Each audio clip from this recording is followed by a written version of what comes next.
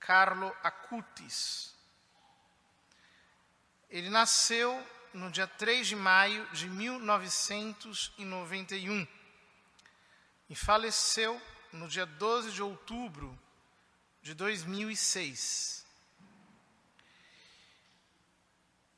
Era de uma família católica, estava habitando no tempo do seu nascimento na Inglaterra, mas não eram muito praticantes. De repente começa a se estabelecer no coração desse menino um desejo pelo sobrenatural, uma paixão por Deus. Eles se transferem para a Itália, para Milão, e lá ele começa a ter uma vida espiritual profunda. Vai à missa diariamente, reza o rosário, completo todos os dias, faz meditação. E todos começam a observar que havia algo de diferente nele.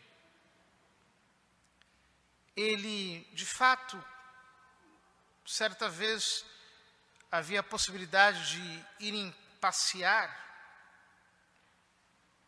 e ao invés disso ele preferiu ir para Assis, fazer uma peregrinação. Os próprios parentes ficaram um pouco escandalizados com aquilo, porque achavam que os pais estavam tiranizando o menino e fanatizando-o. Mas não, aquilo nascia da alma dele. Mais tarde, quando já estava perto de morrer, o seu diretor espiritual revelou à família que ele dizia que Assis era o seu lugar preferido, onde ele se sentia melhor. De fato, ele tinha uma ligação muito profunda com São Francisco, que era considerado como um protetor da família dele.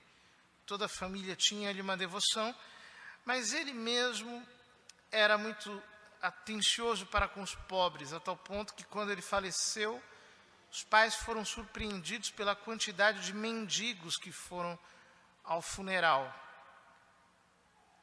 com os quais ele tinha feito amizade, a quem ele dava frequentes esmolas. Quando foi para o liceu, ele se apaixonou pela informática. Então, surgiu nele a ideia de fazer um site sobre os milagres eucarísticos, porque ele queria dar a conhecer aos seus amigos, aos jovens, com a mentalidade jovem, a realidade da presença real de Cristo na Eucaristia. E de fato viajava, até que, de repente, ele ficou doente, pensavam que era uma cachumba, e na verdade era uma leucemia. Ficou um mês internado e veio a falecer. A sua mãe deu uma entrevista recentemente que ela disse umas coisas que merecem ser ditas. Ela diz: Carlo recebeu graças especiais. Eu não era particularmente devota, mas Carlo, desde que era pequeno, sempre quis ir às igrejas. Sempre quis entrar e visitar Jesus para cumprimentá-lo. Era muito bom, muito educado, uma criança muito generosa. Eu raramente tinha que dizer a Carlo, não faça isto ou aquilo, porque ele foi muito obediente, ele foi muito especial. De fato, todos diziam que ele tinha uma maturidade que era muito maior do que aquela da sua idade. Depois o diretor espiritual disse que ele lhe dizia coisas do tipo: quando alguém o irritava, ele controlava aquela raiva, porque dizia: Deus não ficará triste com isso em minha alma. e então tratava muito bem aquele amigo.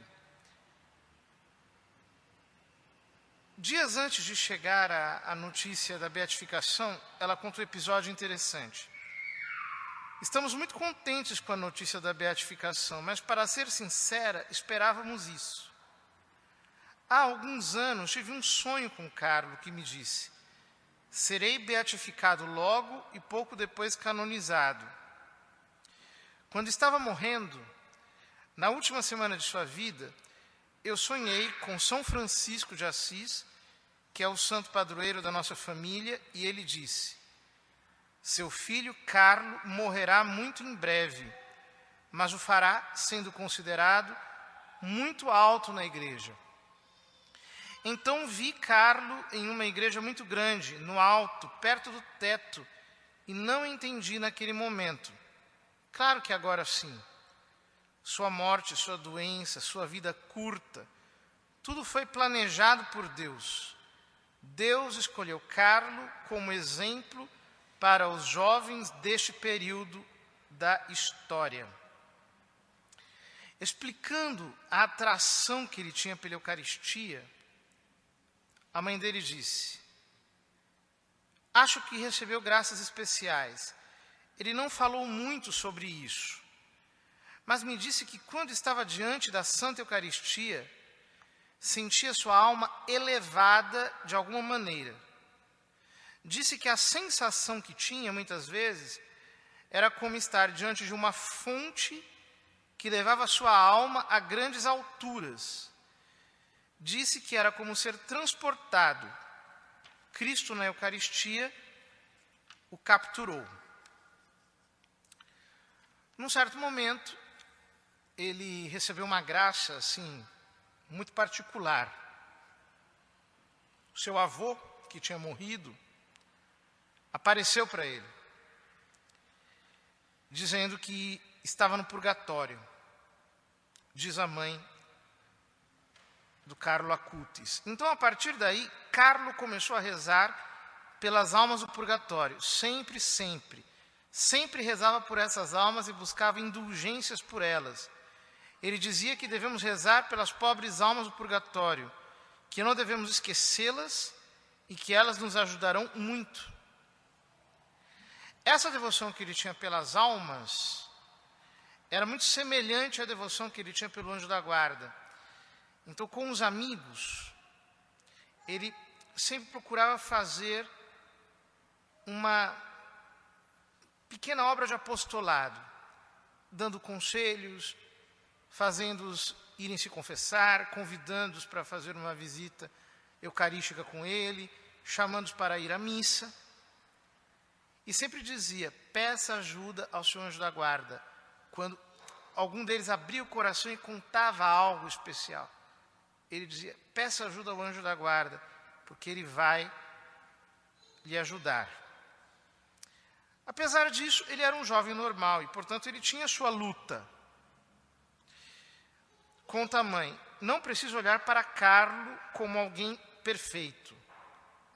Era um menino muito conectado à terra, era um filho do seu tempo. Ele jogou com o seu PlayStation.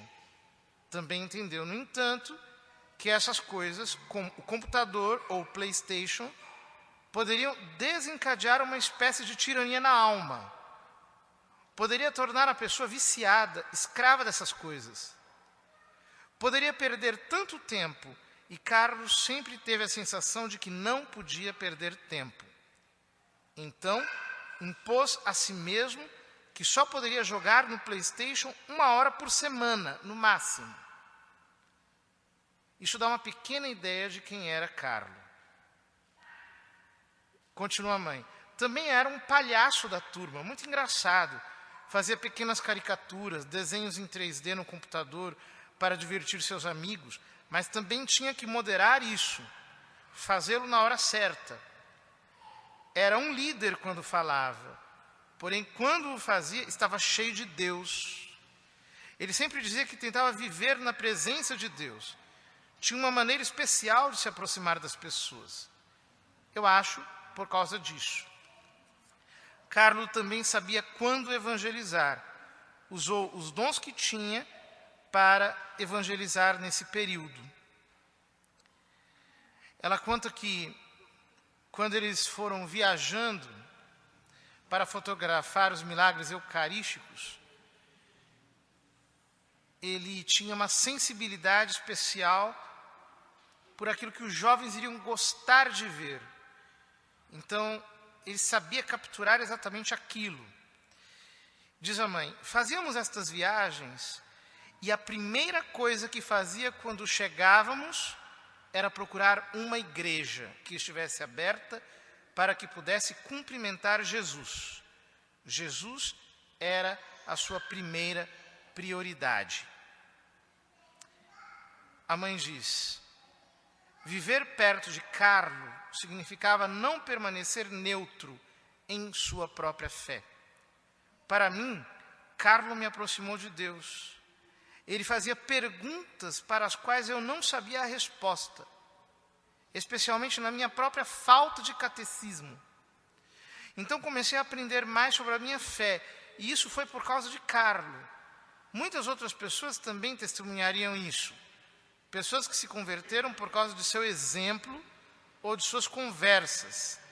Ele realmente vivia o que pregava. Era uma testemunha. Já quando estava doente, perto da morte, a mãe queria alimentar no filho esperanças de que ele iria se recuperar, iria ser adulto, crescer, fazer família. Então, ele disse à mãe, o Calvário é para todos. Ninguém escapa da cruz. Se eu sou um bom católico, como posso ter medo? E disse, eu ofereço todas as minhas dores pela Igreja e pelo Papa, porque não quero ir ao purgatório. Então, com esse espírito sobrenatural, ele deu demonstração a todos nós de o que é aceitar a vontade de Deus sem nunca reclamar, sem nunca questionar, o que é estar focado em Cristo, de uma maneira exclusiva. Um adolescente de 15 anos, dos nossos dias, exatamente como milhares de outros. Queridos irmãos, vamos pedir a intercessão desse menino, para que nós também saibamos ter Cristo como nosso foco, como nosso centro.